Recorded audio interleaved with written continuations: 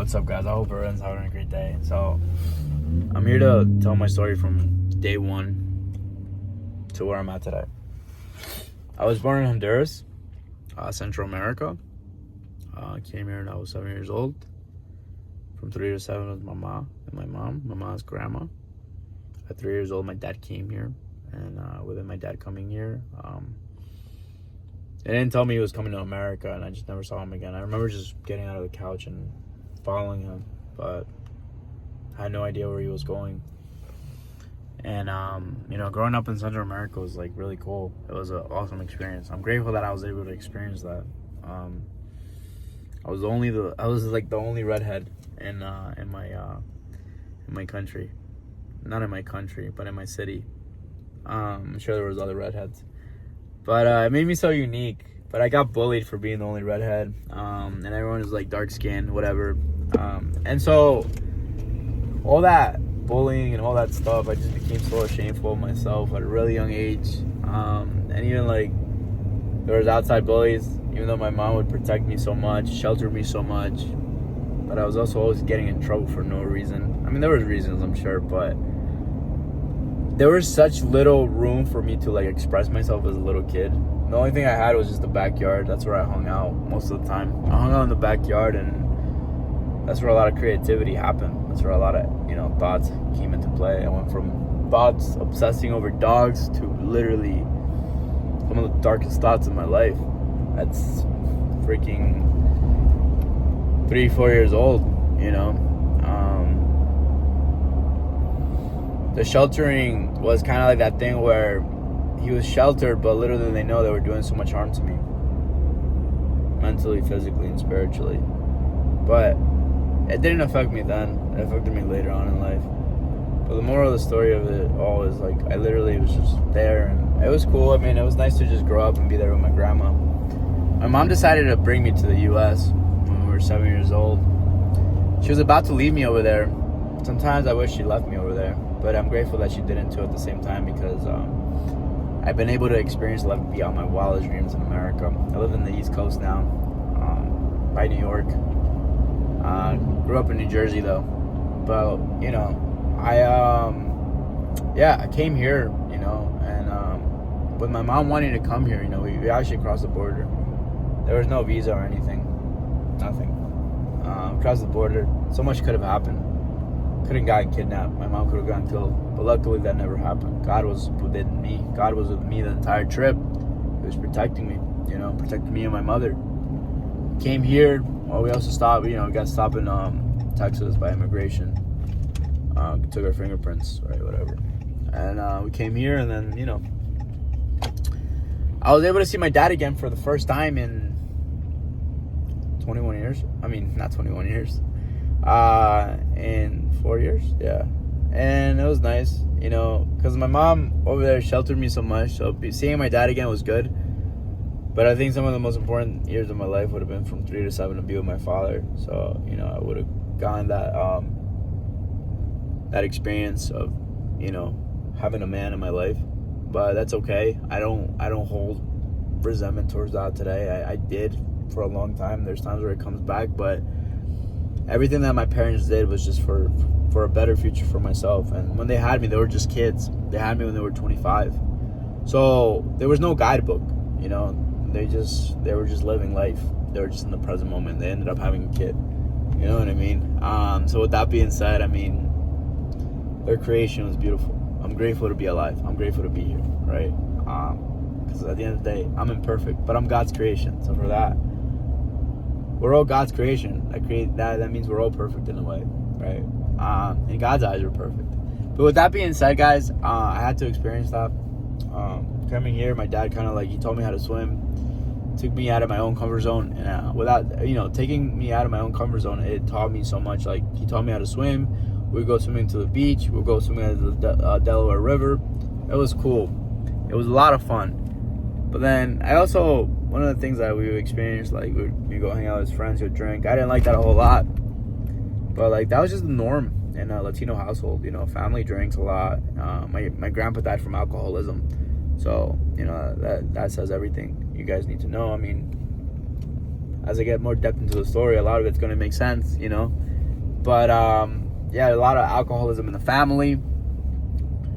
And then as time went by, I remember at 9 years old, like seeing a can, like a beer can, not a beer can, but a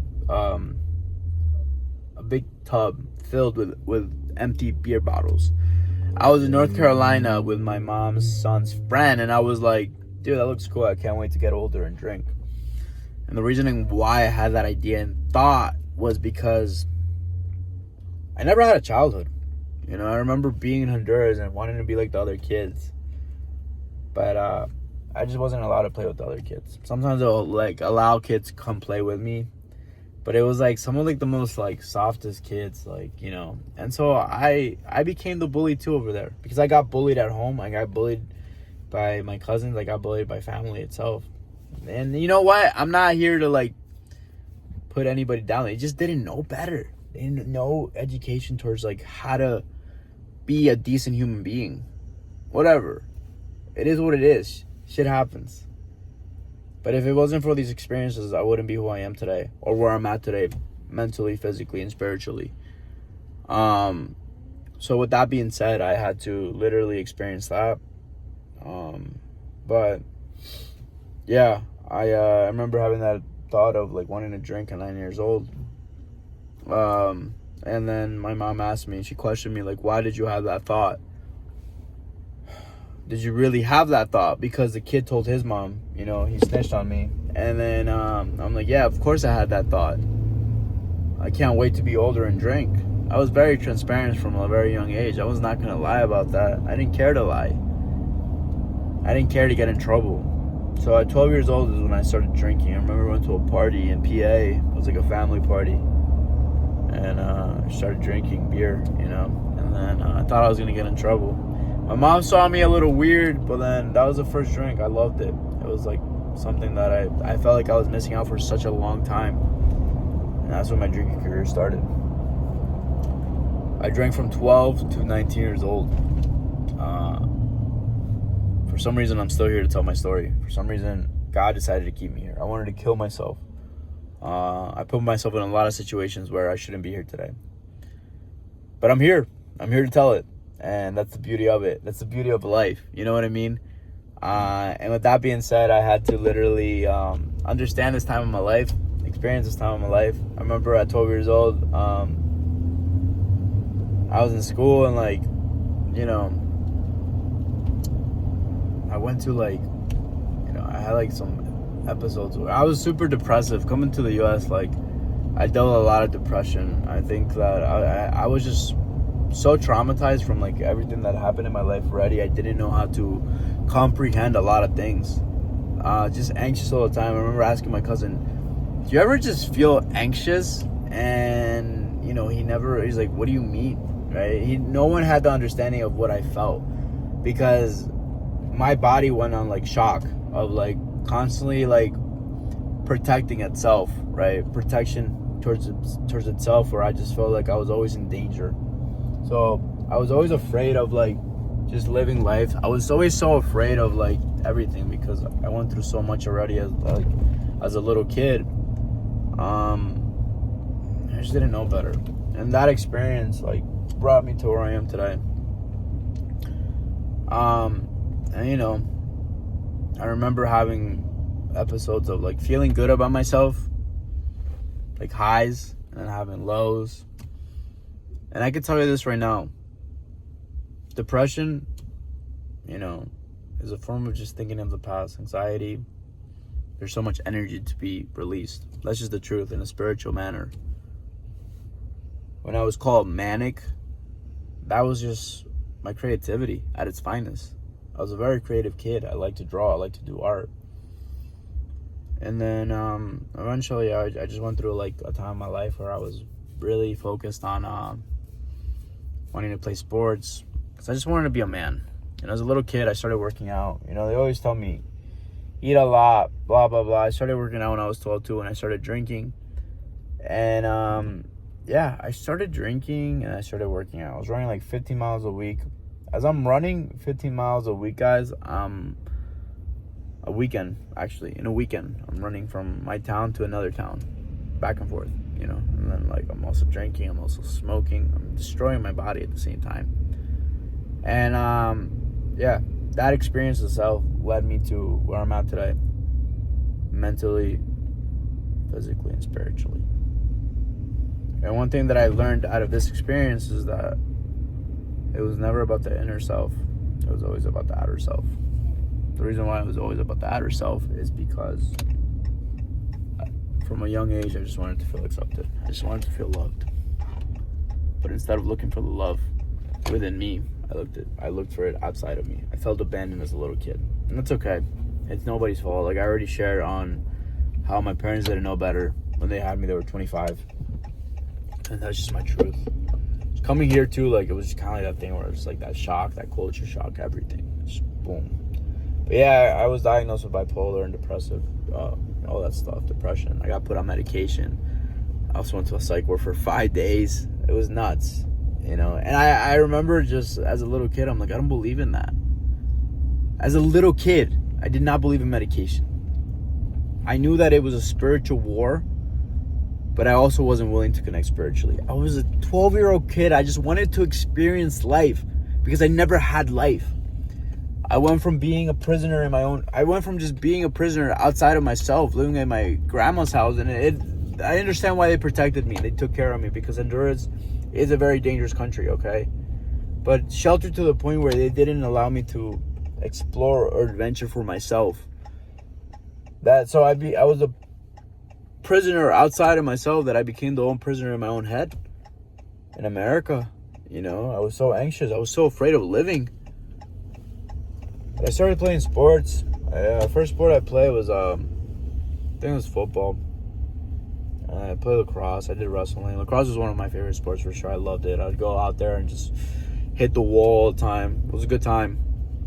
But, with going to the hospital, I was definitely nuts. But my drinking progressed. I did it very aggressively because I just, like I said, the childhood wasn't there. The experiences weren't there. I just wanted to experience life. But when I got drunk, I got drunk. And I remember one time at 14 years old is when I found myself in a situation where I was smoking cigarettes, drinking, cutting, and I actually cut my wrist a little bit. And that's where I was at 14 years old. And I remember I was in my house and my parents came in and they were worried. There was people over too, so they didn't know how to react towards that. They were embarrassed of actually telling, or like making a scene out of it. It makes sense, Their son was out of control. And what were they gonna do? They didn't know what to do. But I remember I felt so ashamed of that situation. I remember going to church the next day. I reached out to my friend that night, and he took me to church. So I looked for God without even wanting to look for God, because I grew up Catholic, and growing up Catholic too, that it was just like so strict. I didn't like it. I'd see through people. I got baptized when I was 12 as well, and after I got baptized, I'll tell you this right now, and I used to say it in the past, it just went downhill. I did not care about that. I didn't want it. I'm like, to get baptized, you gotta want that. That's how I felt. You know what I mean? Everyone's preference is different, right? So, yeah, I looked for God at 14, and I ended up in Bible study. I ended up meeting some cool people. I ended up making friends. I ended up making people that actually cared about me at the time. And at that time,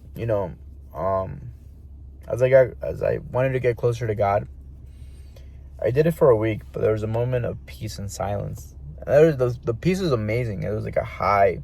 I was so happy.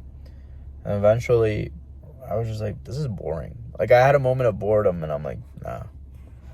So I went back out. But in the process of doing all that, I still kept going to Bible study because it helped me a lot. It taught me a lot about myself. It allowed me to grow in so many areas. So with that being said, Bible study was part of the norm. My cousin would go, my friends would go, but I kept drinking, I kept partying, always looking for outside validation. It was about alcohol and women. That's the only thing I cared about at a really young age. From a little kid, that's all I wanted, because I wanted to do what the other people around me were doing. Or I saw a lot of movies too. I thought that was cool. You know what I mean? I'm sure a lot of kids go through that phase.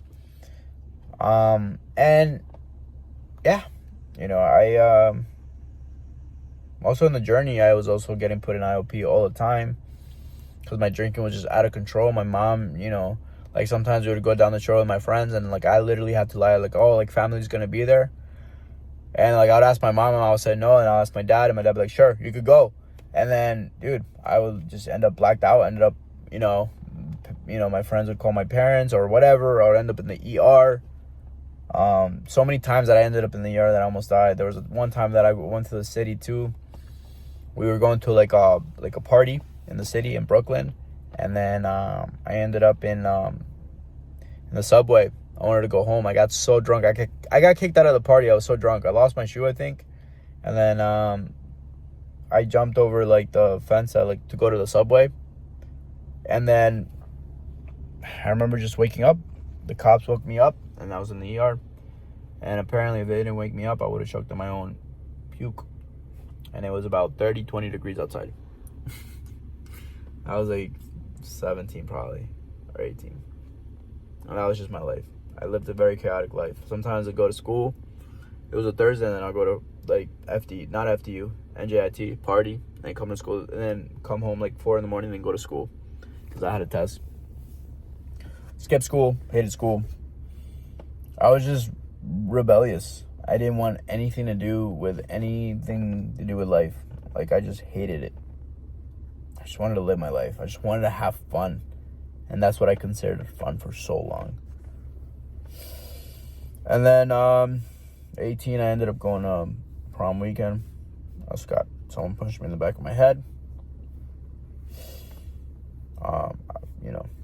And I ended up in rehab.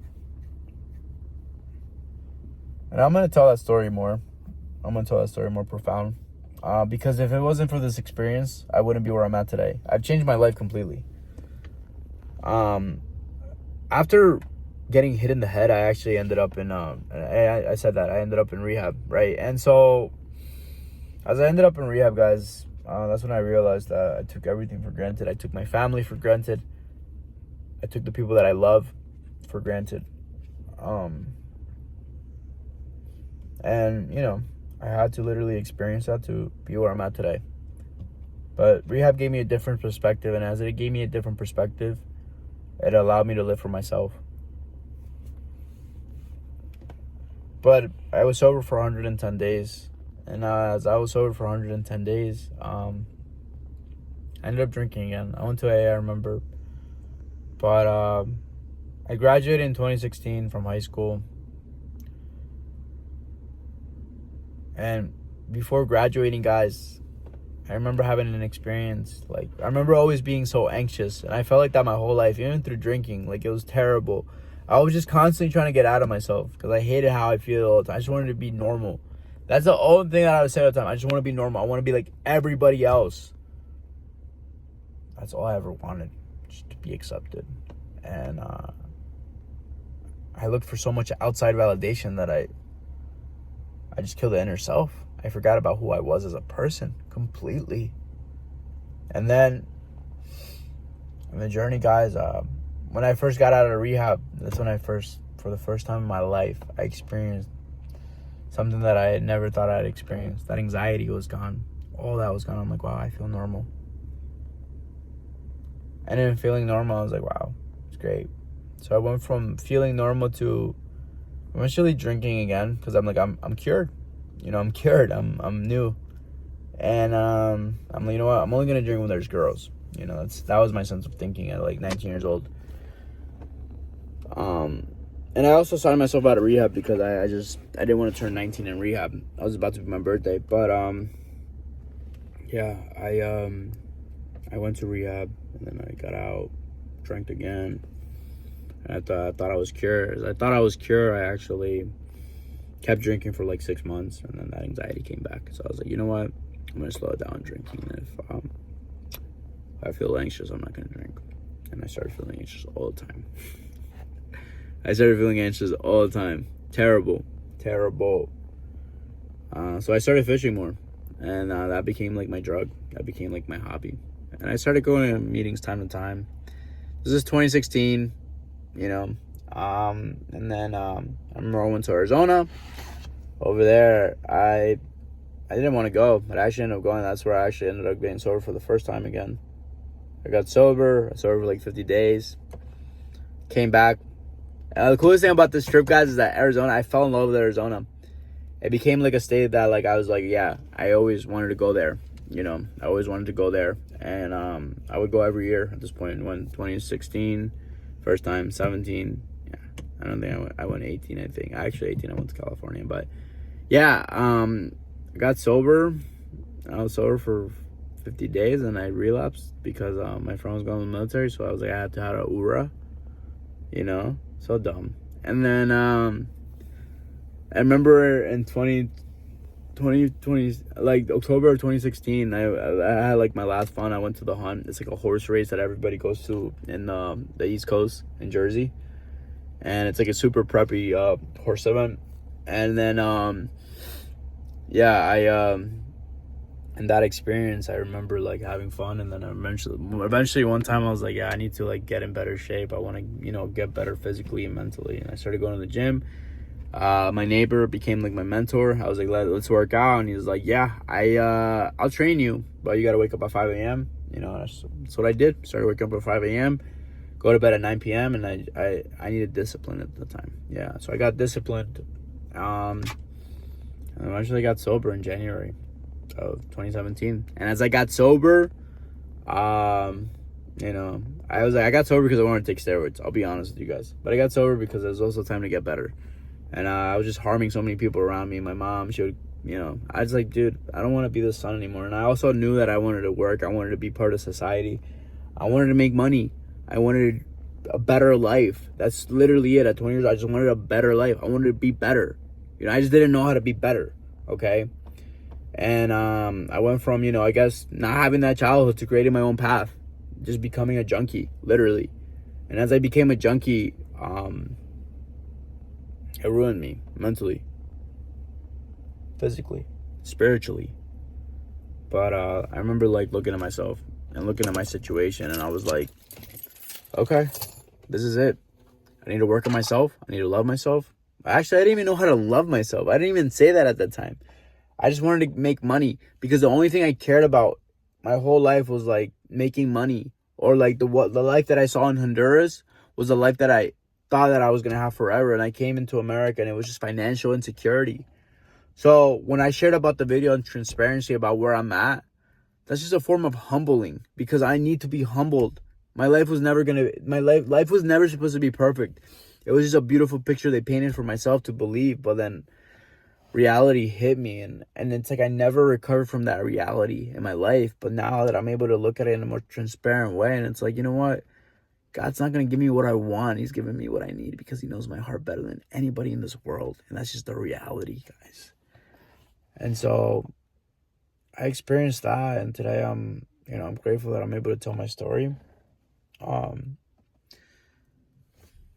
That financial insecurity, you know, I had all that, but I came into AA and, you know, I got sober. I was sober for 20 months and eventually I ended up drinking again after 20 months because I just made it about women. I made it about drinking, not drinking. I made it about women in the gym. No spiritual growth, just outer self. The outer self. What about the inner self? None of it. It was dead. I went to the point where I felt alive to I felt empty again. So I ended up drinking. And then I got sober in September 2017. And I haven't looked back since. And this time around, God gave me everything that I've ever asked for. And he just gave me more. But with giving me more, I didn't appreciate it. I still wanted more. I worked for Verizon, I remember. I worked in sales, and I worked at a pharmacy. And eventually I ended up working for my friend. And that's where I definitely found like my niche, and I was happy. New beginning, new everything. But I also had a girlfriend. I had a girlfriend for 3 years. Because I remember before, like even sobriety, like I wanted a girl so bad. I was just looking for outside validation. I thought a girl was going to make me feel happy. And I got the girl, I got everything. And I got the job. I had it all. But it just wasn't enough. I wanted more. And wanting more, instead of getting more, God took it all away from me because I didn't appreciate it. And truth is, I didn't deserve it. I didn't deserve any of the things that I've had in life because I didn't know how to appreciate anything. And with everything taken away from me in 2023, I was empty. Again, empty, spiritually bankrupt. Gone, mentally gone. But I shifted back to the gym. I didn't work out for like 4 years because I was hurt. I was hurting my shoulder, so I just focused on my relationship. But also, I just focused on my diet. So eating disorder became a big part of my plan too. I was just like, I went from 190 to 150. And with that being said, guys, I literally was just like, okay, this is it. I came to the realization of the fact that I had to go through all this. I didn't understand it. I gave up on myself mentally. I'm like, it's over. But I just focused on the gym again. I started my own fitness clothing brand. And then I saw some passion. But in that passion, it was just ego. There was no story. The story was just behind my breakup. That's why I started this clothing brand. That was the whole motivation. That was not the whole motivation. There was so much more to dig deep into. I remember still missing my ex-girlfriend until September of 2024. Yeah, 2023 might be. My bad. And I ended up going to California. I had no job. I went to California for like 10 days. That was a spiritual awakening. I went from missing my ex-girlfriend to not missing her at all. Still thinking about her, but like it was not really a thought. And then in January of 2025, I went to Miami, went on a solo trip. And that was amazing. Solo. Met cool people. I was out in Miami. And then, but I still was empty. I remember, going to New York for a Christmas party. Being around people like, not a Christmas party, it was like a birthday party. Being around people that I just felt like they were cool people, but I just felt so out of place. I felt like I didn't belong there. And eventually I just kept feeling sorry for myself. So much ego, so much pride. For what? I had nothing to show for. I remember being told that I was so mysterious. Because I guess mysterious in a way where it was noticeable that I had so much hiding within myself. I didn't even know myself. I didn't love myself. But I carry this facade, this mask where everything looked okay. Everything was perfectly fine when it wasn't. And I just kept working out. I was obsessed with pre-workout. In 2019, I ended up having my first chest pains. They were bad because I was abusing caffeine so much. That was like my addiction after drinking. And this time I'm just taking pre-workout. I'm just raw dogging it, right? And then so much anger, so upset over everything. Why me? Why me? Let me tell you something. Why not me? Right? Because there's someone out there in this world that has it worse than me. And that's just the reality. But I was not even consciously aware of that. I was not willing to comprehend that because I was so caught up in my own crap. But I got sober. I've been sober, whatever. And this time, I ended up getting super lightheaded because I was just abusing pre-workout. I was so stressed out. I just wanted more. And then, guys, I literally got to the point where my head just started hurting a lot from all the pre-workout that I was taking. I just kept going. I went to Arizona for the first time. I mean, not the first time. I went to Arizona for a month. And I focused on my diet over there. And that was a spiritual journey for me. And then I felt better again. But then I think I came back from over there and I was like, I need to figure it out.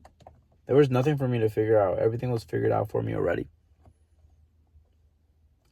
I had a roof. I was able to move and think for myself. I have a family that loves me and cares for me. I have everything that I've ever asked for, and God gave me more. And most importantly, I had to come and understand that I'm able to move and think for myself. And if I don't change my life, that falls on me. That's literally on me, nobody else. So, with that, I had to comprehend that I was living a life beyond my wildest dream already. But I also ended up going to Miami again. I had fun. Started taking pre-workout again. Ignorance is bliss. But I also started running. And then that was fun. That allowed me to get out of myself. And that's why I do hybrid training now, because I know what works for my body now. And then with that being said, guys, I was able to learn from this experience. But then I took pre-workout again, and then my arm went numb in August. And with my arm going numb, that's when I realized that my life was never that bad. So I left it in the past. And like here and there, I'll take a pre-workout, but like I just drink coffee now. And now I'm at a point where, I lost my job, but before losing my job, I went to Honduras for the first time in 21 years, guys, and that was an absolute blessing. And I come back to no job, and that's okay, because that's just part of the experience, part of the journey. And like I said before in my last video, it's just an opportunity for me to work on my brand and to become better. And that's like part of my story. But this is not the only time that I'm going to tell my story, because the more I tell my story, the more profound it's going to be. But I hope you guys enjoy it, and I'm going to tell it again. I'm going to tell it more and more, because like I said, it's going to be more profound. I want to tell my story better, because my only goal in life is to help others. My only fulfillment in life is to help others, and to, if I could help one person, that's what it's all about at the end of the day. Out of 1,000 people, if I can help that one person, because I know there's people out there that struggle with depression, anxiety, all that crap. It's not real. We're not our thoughts. We were never our thoughts. It all comes down to accepting yourself fully, loving yourself fully, and embracing every part of you. And one of the things I talk about is the ego. People talk about how like the ego is bad. The ego is not bad. The ego is actually good. It gives you drive. It gives you wants, right? And I talked about the wants. But as you want, you also need to appreciate what you already have. From appreciating nothing to appreciating everything. Because if you can appreciate the little things, how are you going to be able to appreciate the big things in life, right? Because everything that we live in this life is an experience. And without these experiences, we wouldn't be able to be where we're at. And most importantly, they're all presents. Because everything that I have in my life today is not mine. I'm here today, and tomorrow I could be back in my country. And that's something that I consciously need to be okay with. Spiritually.